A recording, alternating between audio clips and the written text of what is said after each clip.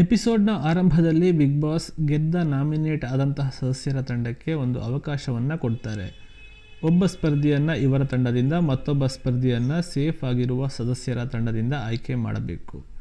ಈ ತಂಡದಿಂದ ಆಯ್ಕೆಯಾದ ಸ್ಪರ್ಧಿ ಸೇಫ್ ಆದಂತಹ ಸದಸ್ಯರ ತಂಡವನ್ನು ಸೇರಿಕೊಳ್ತಾರೆ. ಸೇಫ್ ಆಗಿರುವ ತಂಡದಿಂದ ಆಯ್ಕೆಯಾದಂತಹ ಸ್ಪರ್ಧಿ ಇವರ ತಂಡವನ್ನು ಸೇರಿಕೊಳ್ತಾರೆ ಮತ್ತು ಈ ವಾರದ ನಾಮಿನೇಟ್ ಆದಂತಹ ಸ್ಪರ್ಧಿಗಳಲ್ಲಿ ಇವರು ಒಬ್ಬರಾಗ್ತಾರೆ. ಚರ್ಚೆಯ ಆರಂಭದಲ್ಲೇ ರಕ್ಷಿತಾ ರಾಶಿಕಾಳ ಹೆಸರನ್ನು ತೆಗೆದುಕೊಳ್ಳುವುದಕ್ಕೆ ಒಪ್ಪಿಗೆಯನ್ನು ಕೊಡೋದಿಲ್ಲ. ಟಾಸ್ಕ್ ಆಧಾರಿತ ಆಯ್ಕೆಗೆ ವಿರೋಧವನ್ನು ವ್ಯಕ್ತಪಡಿಸುವಂತಹ ರಕ್ಷಿತಾ ಜಾನ್ವಿ ಅವರ ಹೆಸರನ್ನು ಹೇಳ್ತಾರೆ. ಹಾಗೋ ಹೇಗೋ ತಂಡ ಬಹುಮತದಿಂದ ಸುಧೀರ್ ಅವರನ್ನು ಸೇಫ್ ತಂಡಕ್ಕೆ ಆಯ್ಕೆ ಮಾಡುತ್ತಾರೆ, ಥ್ಯಾಂಕ್ಸ್ ಟು ರಾಶಿಕಾ. ಇನ್ನು ಸೇಫ್ ತಂಡದಿಂದ ನಾಮಿನೇಟ್ ಆದ ತಂಡಕ್ಕೆ ಆಯ್ಕೆ ಮಾಡುವ ಸಂದರ್ಭದಲ್ಲಿ ರಕ್ಷಿತಾ ಅವರನ್ನು ಹೊರತುಪಡಿಸಿ ಎಲ್ಲರೂ ಅಭಿಷೇಕ್ ಅವರ ಹೆಸರನ್ನು ಆಯ್ಕೆ ಮಾಡುತ್ತಾರೆ. ಇಲ್ಲಿ ರಕ್ಷಿತಾ ಮಾತ್ರ ಈ ಬಾರಿ ಮೆಜಾರಿಟಿಯ ವಿರುದ್ಧ ಹೋಗುವಂತಹ ತೀರ್ಮಾನವನ್ನು ಮಾಡ್ತಾರೆ. ಇಲ್ಲಿ ಮೆಜಾರಿಟಿಯ ವಿರುದ್ಧ ಹೋಗಿದ್ದ ತೀರ್ಮಾನ ತಪ್ಪ? ಖಂಡಿತ ಅಲ್ಲ. ರಘು ಅವರ ಹೆಸರನ್ನು ಸೂಚಿಸಿದ್ದು ತಪ್ಪ? ಅದೂ ಕೂಡ ತಪ್ಪಲ್ಲ. ಆದರೆ ಇದಕ್ಕೆಲ್ಲ ಸರಿಯಾದ ಕಾರಣ ನೀಡದೆ ಸುಮ್ಮನೆ ವಾದ ಮಾಡೋದು ಫೂಟೇಜ್ ಡ್ರಾಮಾದ ಹಾಗೆ ಕಾಣುತ್ತೆ ಹೊರತು ವಿಷಯಾಧಾರಿತ ಚರ್ಚೆ ಅನಿಸೋದಿಲ್ಲ. 3 ವಾರ ತಡವಾಗಿ ಬಂದಿದ್ದು ನಾಮಿನೇಷನ್ಗೆ ಕಾರಣನಾ?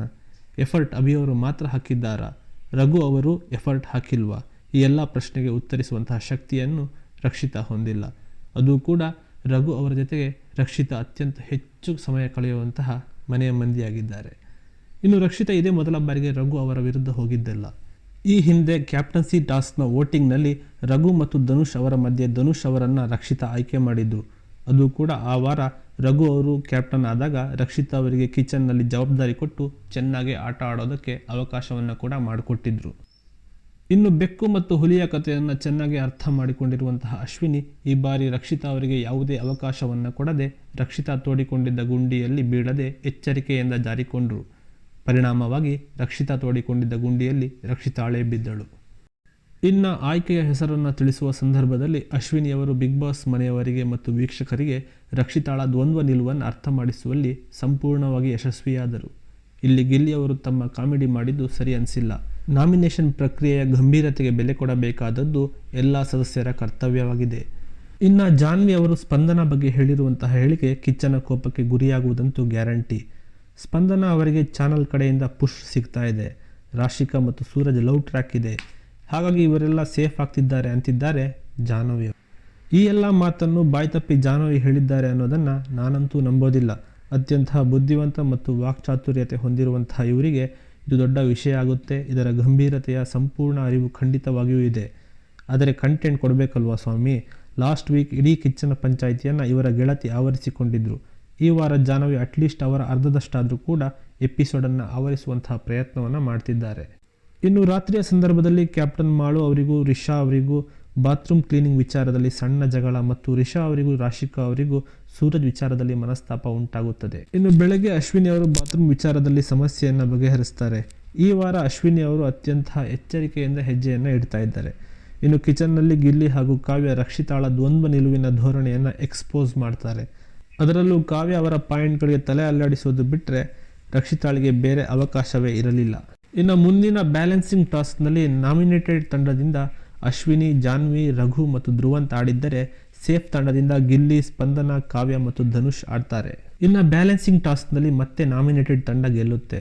ಅದರಲ್ಲೂ ಕೂಡ ಈ ಗೆಲುವು ಅವರಿಗೆ ಜಾಸ್ತಿ ಖುಷಿ ಕೊಟ್ಟಿತ್ತು. ಕಾರಣ ಏನಂದರೆ ತಮ್ಮ ಕೋಳಿಯಿಂದಲೇ ಬೆಳಗಾಗುತ್ತೆ ಅನ್ನುವ ಭ್ರಮೆಯಲ್ಲಿದ್ದ ರಾಶಿಕಾಳನ್ನು ಹೊರಗಿಟ್ಟು ಆಡಿ ಗೆದ್ದಿದ್ದು.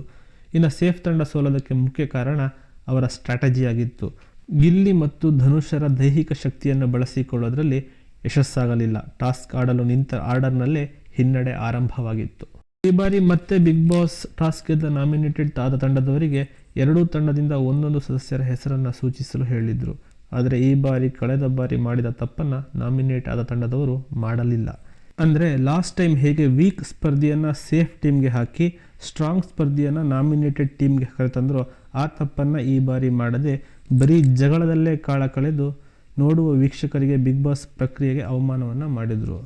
ಕಳೆದ ಬಾರಿ ಅಭಿ ಹೆಸರು ಓಕೆ ಎಂದಿದ್ದ ರಾಶಿಕಾ ಈ ಬಾರಿ ಆತನನ್ನು ನಾಮಿನೇಟ್ ಆದ ತಂಡಕ್ಕೆ ಸೇರಿಸೋದಕ್ಕೆ ಸಮ್ಮತಿಯನ್ನು ಸೂಚಿಸದೇ ಇರೋದು, ಅದರಲ್ಲೂ ಕೂಡ ತಂಡದ ಎಲ್ಲ ಸದಸ್ಯರು ರಾಶಿಕಾರನ್ನು ಸೇಫ್ ತಂಡಕ್ಕೆ ಸೇರಿಸುವಂತಹ ಆಯ್ಕೆ ಮಾಡಿದ ನಂತರ ರಾಶಿಕಾರ ಈ ಧೋರಣೆ ಅತ್ಯಂತ ಮೂರ್ಖತನದಿಂದ ಕೂಡಿತ್ತು. ಇನ್ನು ರಿಷಾ ಮತ್ತು ರಾಶಿಕಾರ ಜಗಳ ವೀಕ್ಷಕರ ಬಿಪಿಯನ್ನು ಹೆಚ್ಚಿಸುತ್ತಿದ್ದರೂ ಕೂಡ ಅಲ್ಲೇ ಇದು ಸಂಯಮದಿಂದ ಸಮಸ್ಯೆಯನ್ನು ಬಗೆಹರಿಸುವಂತಹ ಪ್ರಯತ್ನ ಪಟ್ಟಿದ್ದ ರಘು ಮತ್ತು ಅಶ್ವಿನಿ ಅವರ ಪ್ರಬುದ್ಧತೆ ಮತ್ತು ಸಂಯಮಕ್ಕೆ ನಮ್ಮದೊಂದು ಹ್ಯಾಟ್ಸ್ ಆಫ್. ವೈಯಕ್ತಿಕ ಅಹಂಕಾರಗಳಿಂದ ಪ್ರಕ್ರಿಯೆಗಳನ್ನು ತಡೆಹಿಡಿಯುವುದು ಶಕ್ತಿಯಲ್ಲ, ದೌರ್ಬಲ್ಯವಾಗಿದೆ. ಚರ್ಚಿಸಿ ಪ್ರಬುದ್ಧತೆಯ ಸರಿಯಾದ ತೀರ್ಮಾನಗಳನ್ನು ತೆಗೆದುಕೊಳ್ಳುವ ಬದಲು ಕೂಗಾಡಿ ಪ್ರಕ್ರಿಯೆಯನ್ನು ರದ್ದುಪಡಿಸುವ ಸುಲಭ ದಾರಿ ಹಿಡಿದಿರೋದು ಬರೀ ಬಿಗ್ ಬಾಸ್ ಪ್ರಕ್ರಿಯೆಗಷ್ಟೇ ಅಲ್ಲ, ನೋಡುವಂತಹ ವೀಕ್ಷಕರಿಗೂ ಕೂಡ ಮಾಡುವಂತಹ ಅವಮಾನ. ಕೂಗುವುದನ್ನೇ ಕಂಟೆಂಟ್ ಮಾಡಿಕೊಂಡಿರುವಂತಹ ಸ್ಪರ್ಧಿಗಳಿಗೆ ಕಿಚ್ಚ ಸುದೀಪ್ ಈ ಹಿಂದೆ ವಾರ್ನಿಂಗನ್ನು ಕೊಟ್ಟಿದ್ದರು. ಆದರೂ ಕೂಡ ನಿಲ್ಲದೇ ಇರೋದ್ರಿಂದ ಈ ವಾರ ಕಿಚ್ಚನ ಕ್ಲಾಸ್ಗೆ ಸಿದ್ಧರಿರಬೇಕು. ಸ್ನೇಹಿತರೆ, ಇದಿಷ್ಟು ಎಪಿಸೋಡ್ 46ರ ಬಗ್ಗೆಯ ಸಂಕ್ಷಿಪ್ತ ವಿಡಿಯೋ ಇಷ್ಟವಾದಲ್ಲಿ ಲೈಕ್ ಮಾಡಿ. ಇದನ್ನು ಬಿಟ್ಟು ಬೇರೆ ಒಪಿನಿಯನ್ಗಳು ನಿಮ್ಮಲ್ಲಿದ್ದರೆ ಕಮೆಂಟ್ ಮಾಡಿ. ಧನ್ಯವಾದಗಳು. ಹಾಗೆ ಸಬ್ಸ್ಕ್ರೈಬ್ ಮಾಡೋದನ್ನು ಮರಿಬೇಡಿ. ಜೈ ಹಿಂದ್.